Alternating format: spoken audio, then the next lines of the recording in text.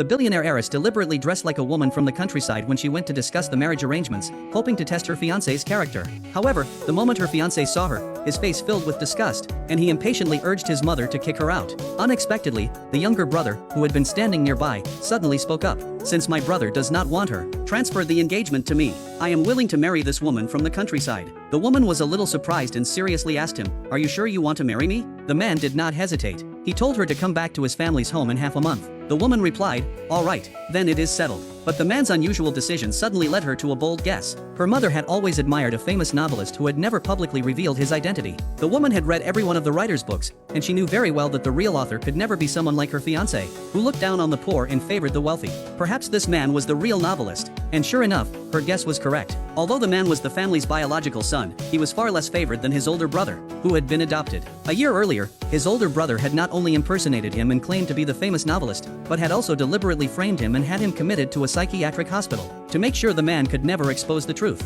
His older brother bribed the doctors inside the hospital and had them subject him to so-called special treatment. The man endured an entire year of torment there. A year later, his fiancée came to pick him up and discovered that he had become timid and submissive. She also noticed several obvious injuries on his body. His fiancée immediately questioned the doctor and demanded to know what had happened. She had only sent him there to receive treatment. Who had given them permission to treat him this way? Faced with the fiancé's questions, the doctor lied and claimed that the man was especially good at pretending to be helpless to gain sympathy. The doctor warned her not to be deceived by him. His fiancée completely believed the doctor's one-sided story and concluded that the man had not changed at all. She then coldly took him home. But as soon as the man returned home, he overheard his father, at his older brother's urging, discussing a swap in their marriage arrangements. His father wanted to give the man's fiancée to his older brother and make him marry the country girl their grandfather had chosen before his death instead. Hearing this, the man immediately agreed to switch the engagements. But he insisted that they also clear up the fact that his older brother had been pretending to be him and claiming to be the novelist. His older brother immediately put on an innocent expression and asked the fiancé whether his younger brother's illness had actually been cured at all.